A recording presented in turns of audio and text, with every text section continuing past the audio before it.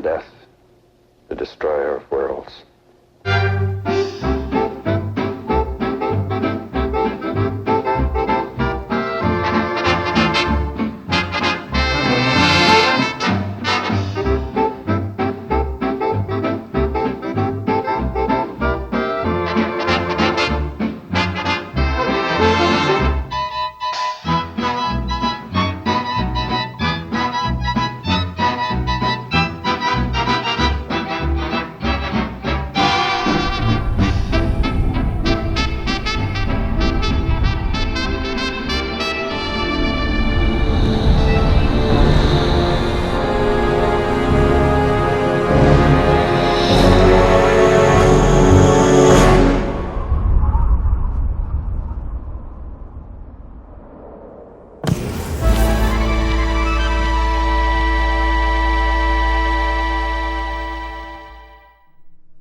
So, in my last review, I took a look at the original Fallout from Interplay, and in that video I mentioned my Fallout 3 review, which I did all the way back at the start of Season 6, and I had to mention that it is one of my worst videos to date. Why is that? Many reasons, all of which I will be reevaluating, as I have since replayed Fallout 3 numerous times alongside New Vegas and 4. I wouldn't say I'm an expert on the franchise, but I do think my understanding of the series has increased a great deal in the half a decade since that video. The Fallout IP was originally owned by Interplay, the publishers of the first two games, as well as Fallout Tactics and the title that was in some ways the killing blow to the series' reputation, the reviled Fallout Brotherhood of Steel. Interplay was a poorly run company. Throughout the early to mid-2000s they made several ill-advised business decisions, an increased focus on sports games, Titus Interactive, the geniuses behind Superman 64, owning 57% of Interplay's shares. I needn't explain why that was a bad thing. And the eventual litigation due to the unsanctioned use of the Snowblind engine for the aforementioned Brotherhood of Steel, the engine created by Snowblind Studios for the Interplay-published Baldur's Gate Dark Alliance, another Interplay franchise they fumbled that went on to have greater success in recent years with new devs. Thus, Interplay was brought to bankruptcy court in 2006, which ultimately led to the Fallout brand being purchased by Todd Howard in 2007, Howard being the fairly well-known CEO of Bethesda Softworks, as well as him being an established fan of the series. The cost of the IP set Bethesda back $5.7 million,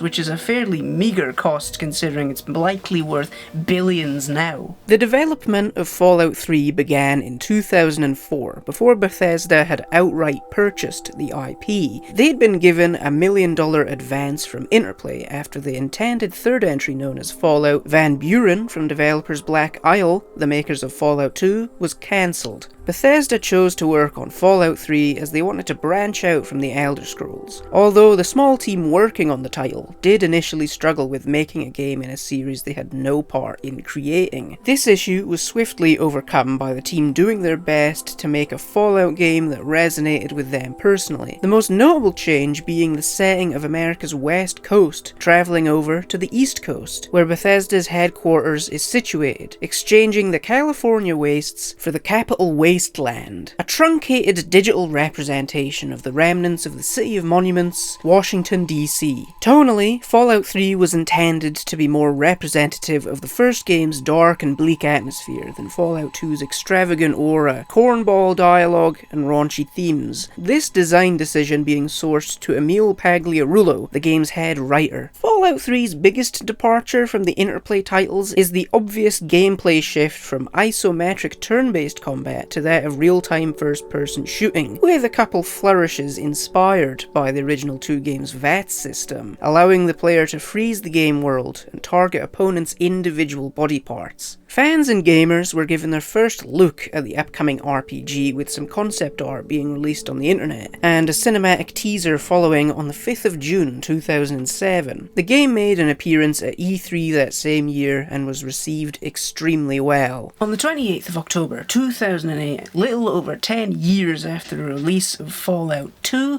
Fallout 3 released for PC, Xbox 360 and PlayStation 3 with overwhelming success. The version I'll be playing playing for this review is the vanilla Xbox 360 release played via backwards compatibility on the Xbox One, which is quite possibly the best way to play this game on consoles today, at least as of recording. Who knows when the rumoured remaster will come out. And yes, I'll only be discussing the vanilla Fallout 3 experience. No DLC, no broken steel, nothing. Just what's on the disc. I want to try and talk about it from the perspective of someone from 2008, as if it were new. Obviously, I'll delve into the game's legacy later in the video and how it stacks up to its sequels and so forth. Anyways, let's step back into the post-nuclear world of Fallout.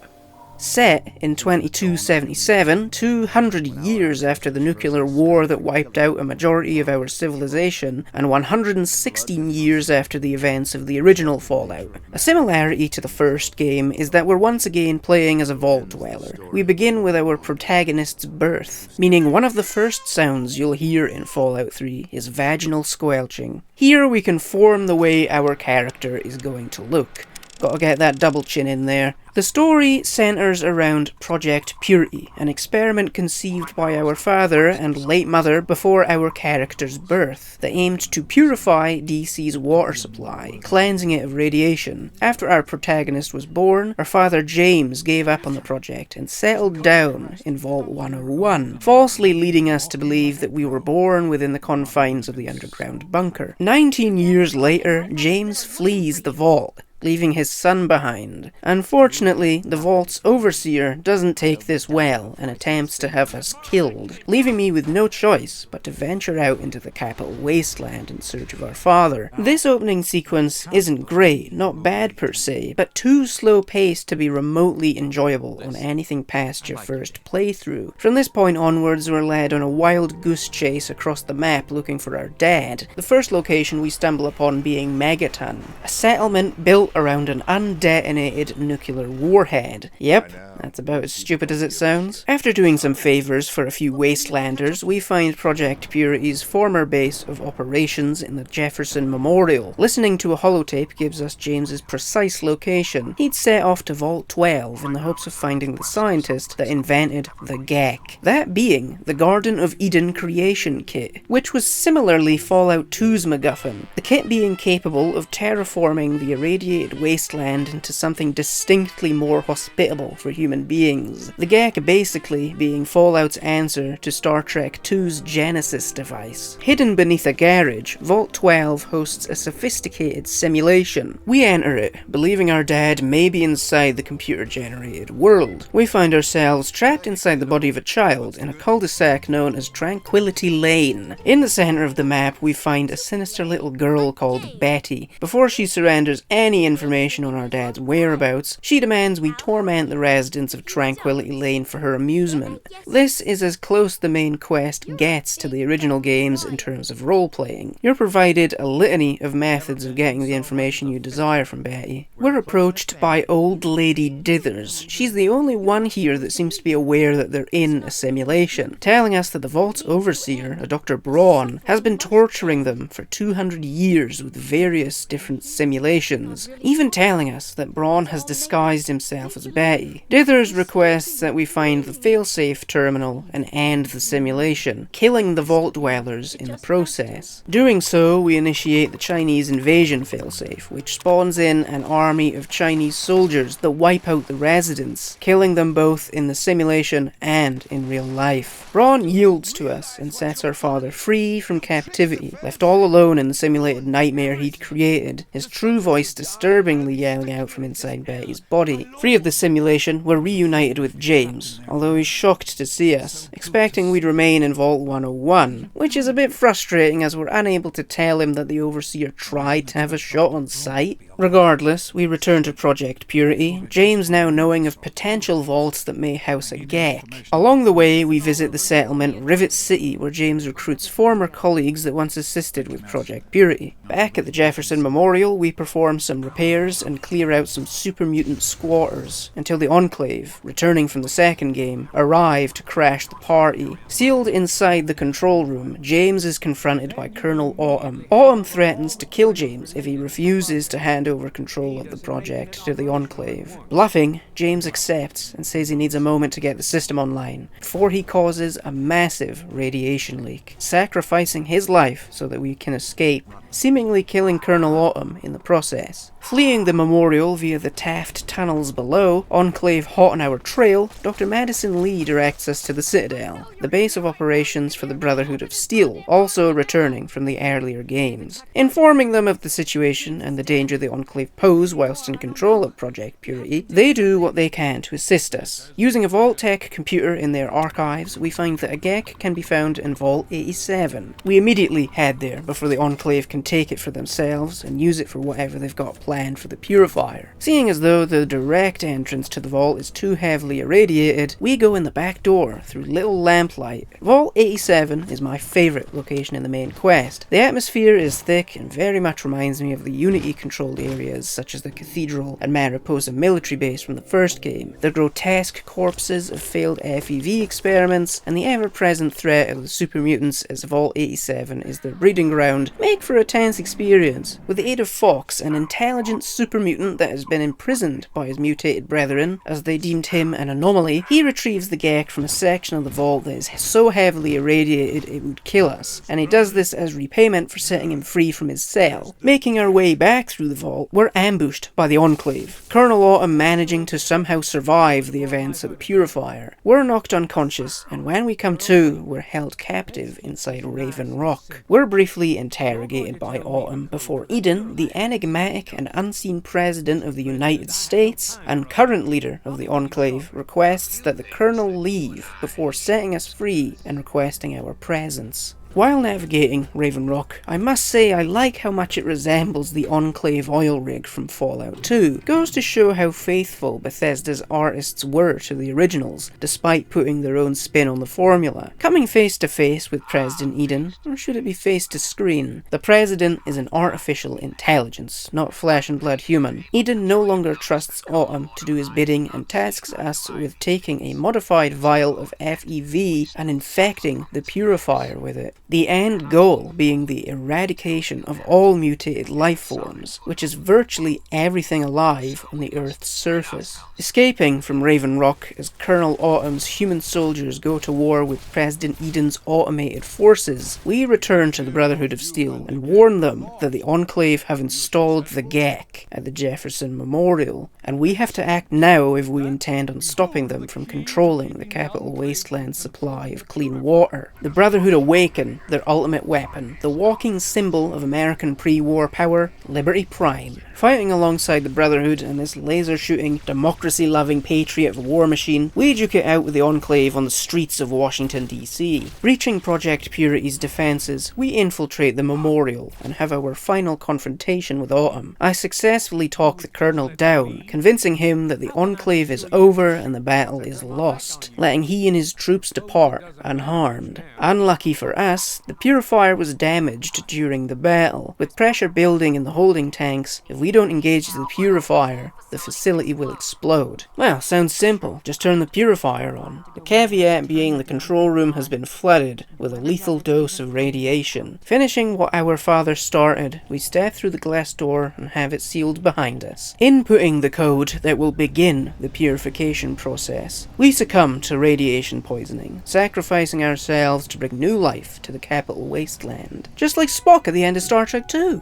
And that was a highly abridged retelling of Fallout 3's main quest. That was super duper hard to write, as I feel as though the central plot is rather uninspired and is one of the game's biggest failings. Understandably, the main quest was praised at the time because it was still a novel concept, a console FPS with deeper RPG mechanics when compared to similar games. My core problem with it is that it doesn't interest me. As I said earlier, the beginning act in Vault 101 is supremely boring and doesn't play a big role in the game's story, aside from a timed side quest that's easy to miss. I dislike how much it borrows from Fallout 2. Fallout 3 is more similar to 2 than many are likely comfortable with admitting, although their respective tones are unlike their main quests are. They share a MacGuffin and antagonists. The Enclave aren't great villains, never have been. Between this and Fallout 2, the Enclave are equally uninteresting and bland. Characters are lukewarm, a monolithic decline in memorability quality from the first two. Liam Neeson voices James and is pretty terrible. His performance sounds super phoned in and monotone. Some actors' voices just aren't suited to voice acting. Voice acting across the game is a step down from the Interplay titles, with far less recognisable actors and voice actors putting in an appearance. They have far too many NPCs voiced by like 3 people. I swear, I'm going to be hearing Jeff Baker's voice in my nightmares till the day I die. How do I put it? I'd love to do the horizontal bop with her, plow her bean field. Come on, kid. I don't even know how many characters he voiced because there were so many I couldn't be arsed to count them all. Seeing the percentage of how successful a dialogue option will be is something that heavily detracts from the immersion. I wish it wasn't there whatsoever, it just makes the game somehow feel more gamey. If only it was more organic, like in the originals, where certain dialogue options would only appear if certain stats were high enough. Instead, the option for high intelligence dialogue will appear regardless of how high your stats are, which makes the success rate being artificially lowered strange. And the way the devs handle dialogue is what potentially ruins the main quest. Passing a number of skilled dialogue options doesn't open a new avenue of exploration. It just skips huge side quests that enrich the story, and especially the world. The most noteworthy skip is with Three Dog. Skipping him is a true detriment to the game's plot progression. It is very easy to stumble upon Dr. Lee early in Rivet City's lab, which I did during my very first playthrough years ago, and she points you directly towards Project Purity.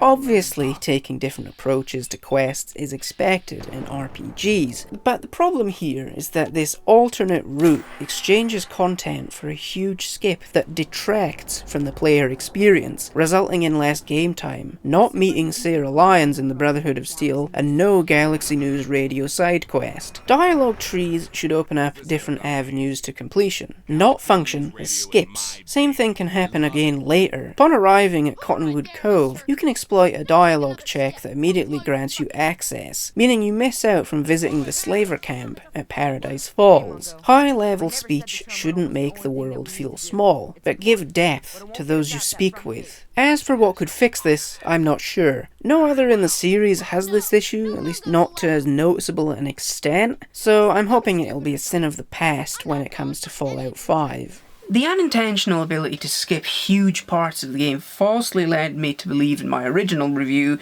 that the main quest was unprecedentedly short, and that it barely takes you across the capital wasteland, which is why for the playthrough I recently recorded I didn't prioritise speech. And that led to me having the most fun I've ever had with this game. And that shouldn't be the case for an RPG. Dialogue shouldn't be this get out of jail free card that bypasses otherwise fun experiences and replaces them with a pretty dull one. And that isn't even my main problem with the game, but I'll get to that later, as I'd like to highlight my favourite thing about Fallout 3, and that's its side quests. These are what make Fallout 3 worthy of the name. Regardless of the basic and truncated nature of the main quest line, these offer much more variety in ways to reach their conclusions, and they allow for role-playing, which an RPG ought to have. My favourite quests have to be Stealing Independence, The Synthetic Man, you gotta shoot him in the head, and one of the best side quests in the entire franchise, Oasis, which sees the return of Harold the Mutant from Fallouts 1 and 2. Stealing Independence sees Abraham Washington, the curator of Rivet City's American History Museum, requesting we retrieve the Declaration of Independence from the National Archives. Arriving at the archives, we encounter Sydney, a fellow relic hunter. She'd also been sent here by Washington to get the Declaration. Here we're able to either side with Sydney and split the reward, or refuse her offer to partner up and kill her. Even if you agree to split the reward, she can quite easily be killed permanently,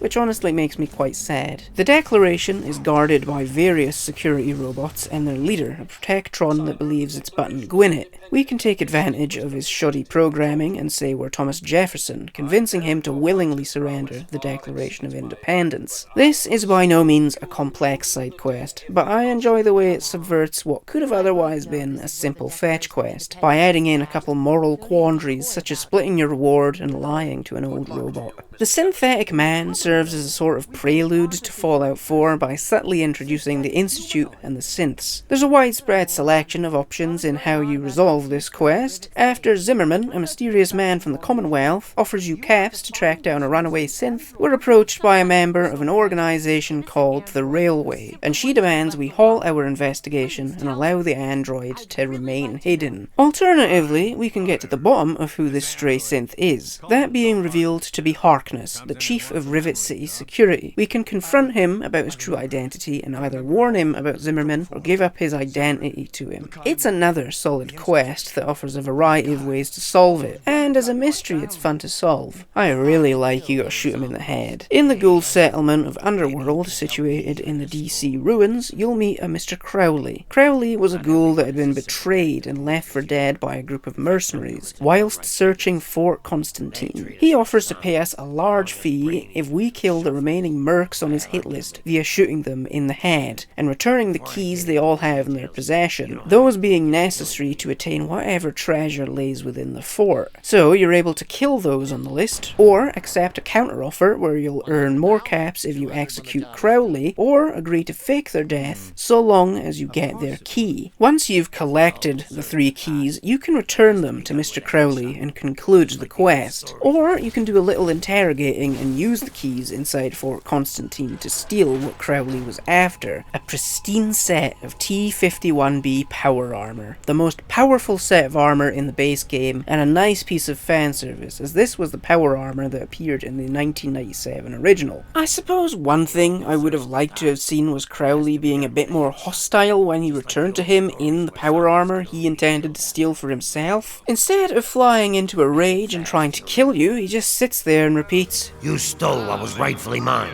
Get lost." That's a surprisingly subdued reaction considering he'd spent years planning on acquiring the armor. And last but not least, my favourite side quest in Fallout 3 and quite possibly the entirety of the franchise. Oasis is the creme de la creme of Fallout 3's quests. This one poses a solid moral quandary. Harold has found himself turned into a tree as a result of his exposure to FEV and the tree sapling that's slowly been growing out of his cranium and consuming him over the last several decades, causing him to be rooted in place and his vital organs being spread out underground. Over time, a secluded community has formed around him as his new form has the ability to bring new life to the wasteland as lush forestry grows around him. Those that protect him are tree minders and have kept Harold hidden from the world, revering him as no mortal being but as their god. Harold invites the lone wanderer into Oasis and humbly requests that we end his life. He can't stand his existence anymore and wants the suffering to stop. He asks us to descend into the caves below and destroy his heart. The head honcho tree minders, Tree Father Birch and Leaf Mother Laurel, are unable to come to an agreement on how to handle their god's unusual request. Birch asks that we place some sap on Harold's heart that will halt his growth and keep Oasis hidden from the outside world, whereas Laurel gives us a liniment that will accelerate his growth and share Harold's gift with the rest of the capital wasteland. Alternatively, you could just ignore these wankers and just kill Harold as soon as you meet him.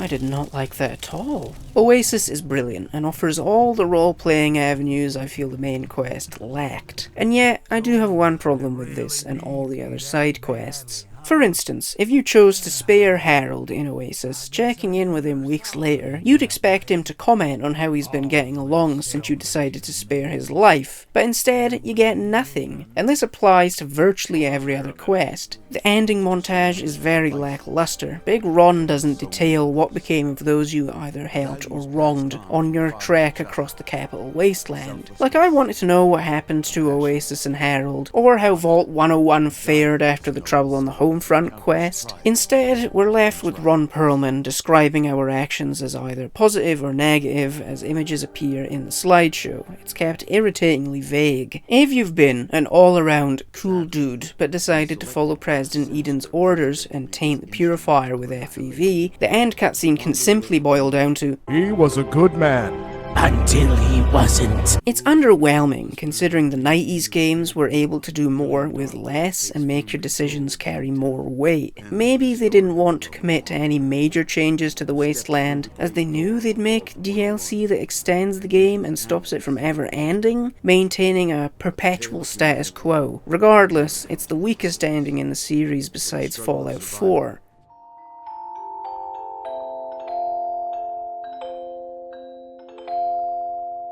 All quests, even the good ones, struggle with the long-term effects of their outcomes on the wasteland. The key issue being they don't really impact or change the way the game plays or the world feels. Those issues aside, Fallout 3 excels in an area that subsequent Fallout games have struggled with, that being tone and atmosphere. Inon Zur's score is befitting of the franchise, especially his ambient tracks, which are unique from the original games, yet still encapsulate the adventure and dread the United States wasteland can instill, the main theme capturing the general vibe of Fallout quite well, playing up the militaristic themes that have been present since the start. Tonally, I appreciate the return to the bleakness of the first Fallout. I do think many misinterpret these darker games as more realistic, but this franchise couldn't be further from that. If anyone is familiar with films like The War Game or Threads, then you'll likely know that if we do wind up facing nuclear devastation, it is over. We're blasted back to the Stone Age and will more than likely go extinct. There's no mutated animals or humans who've been turned into zombies that live for hundreds of years. In reality, we either go insane or slowly fall apart from radiation sickness. It is hopelessly grim, which is where Fallout differs. I personally believe Fallout is about hope in a cruel world that offers little of it. Every game typically ends with a positive outcome, even if our character themselves don't.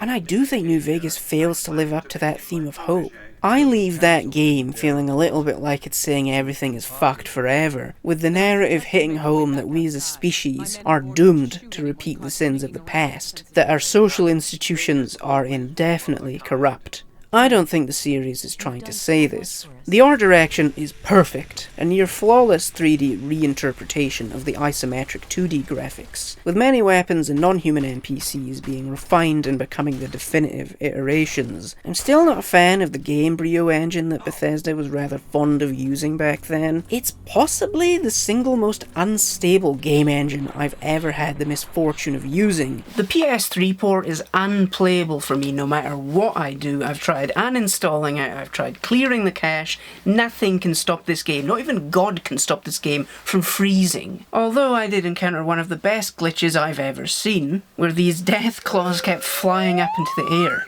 I did give Fallout 3's graphics a kicking in my initial review, but they have grown on me and they're undeniably superior to New Vegas's, which were clearly rushed to meet their deadline. Even the colour palette I've grown to appreciate, despite once viewing it as offensively ugly. Those greens and browns are pivotal in enhancing how we perceive the capital wasteland. Despite coming around, I wasn't the only one that disliked the game's colours, as there's tons of fan-made mods that strip the filter from the screen, and this looks infinitely worse, and spits in the face of what the designers intended. I hate mods like these. There is a lack of memorable areas in the world map. I struggle to remember many located outside the DC ruins. Compared to New Vegas, which is littered with recognisable landmarks, a lot of 3 devolves into metro tunnels and broadcast towers in my mind's eye. The ravaged state we find Washington DC in doesn't exactly represent what it ought to, considering it's been 200 years since the bombs dropped. The isolated settlements and the way people are barely holding on is what you'd expect to see less than 100 years after Doomsday. Considering the world was evidently rebuilding a society in the second game, with established towns, factions and trading routes, Fallout 3 doesn't really aim to recapture that. I don't know if in the lore the East Coast was hit significantly harder than the West or something. People have speculated that Fallout 3 wasn't originally planned to take place so long after the Great War, but Bethesda pushed it back so that they could include fan-favourite factions like the Brotherhood of Steel and Enclave. Personally, I don't think it goes as deep. Bethesda has made a bit of a habit out of not truly having a grasp on the post-apocalypse in how nonsensical some of the settlements are in their games. I reckon it's because the team based Fallout 3 on the first game. Todd Howard said as much. The developers weren't as keen on 2's more jovial tone. Fallout 3 saw an obvious departure from the turn-based gameplay of the originals,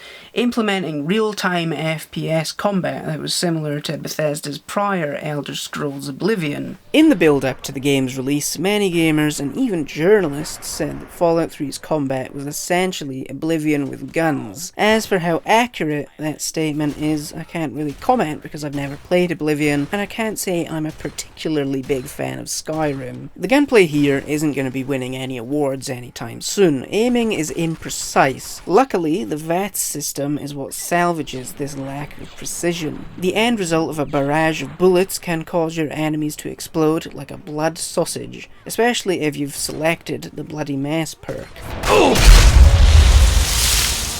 Speaking of perks, the leveling up system in Fallout 3 is a smidge too rewarding, as with each level advancement you'll be rewarded with the selection of a single perk, meaning it won't take terribly long before you become overpowered within a specific skill. I do like that vanilla Fallout 3 has a level cap of 20 instead of the eventual 30 it was raised to in the Broken Steel DLC. The cap being 20 means that you'll likely need to leave a certain skill lower than another, like focusing on your lockpicking ability might mean your science skills are lacking, whereas the level cap being 30 means you'll probably be able to pour points into all fields and become talented at everything. That said, New Vegas goes too far with the level cap being a whopping 50 if you have all the DLC installed. New Vegas makes the player feel way too powerful early on, especially with how broken companions are in that game. Like they can't die and every kill they get also grants you XP. I will say that the gunplay in New Vegas is a noticeable improvement, with proper iron sights being added to most weapons new and returning from 3.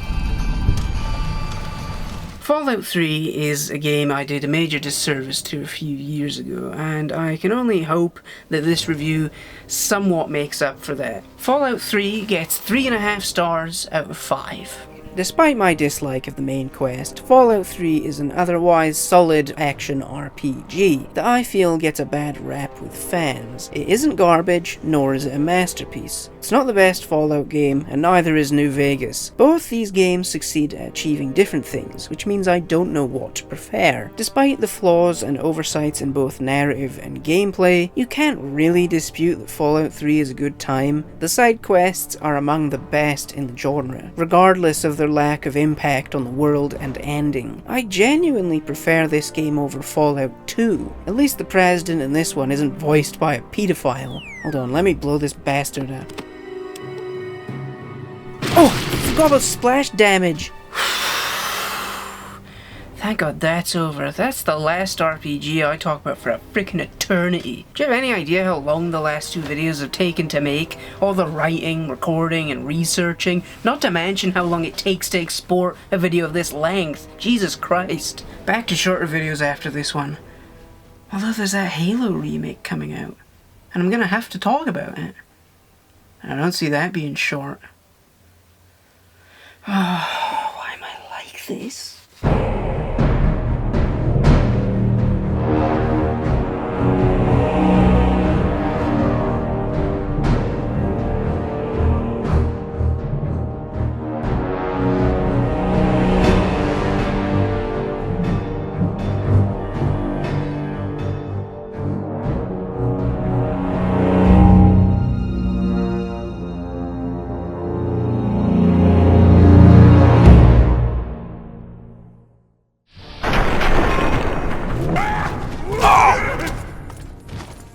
We are unstoppable!